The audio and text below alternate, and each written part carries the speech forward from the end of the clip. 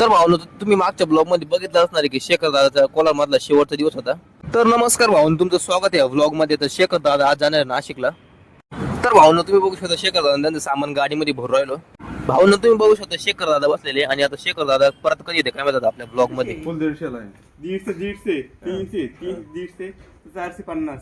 भावनो तुम्ही बघू शकता आता शेखर दादा सोबत आम्ही गप्पा मारू राहिलो, कारण की आता परत शेखर दादा आपल्या ग्रुप मध्ये दिसणार नाही तुम्हाला.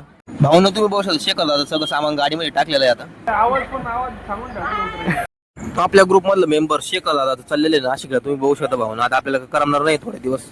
भावना 2 महिन्यात शेखर दादाची आमची लय घट्ट मैत्री आली, तुम्ही तर बघितलेल्याच आहे ब्लॉग मध्ये.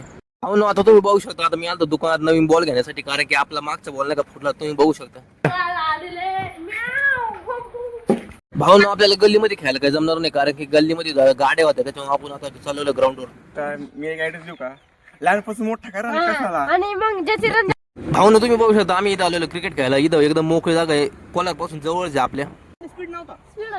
ये देखिए गाइस हमारे पाय इतने भर चुके हमारे पाय. भावना आज फुलिंजा आलं इकडे आलो, तर इकडं म्हणजे एकदम मोकळं आहे खेळायला, तुम्ही बघू शकता. भावना शेखर दादा असत लय मजा आली असं अजून खेळायला.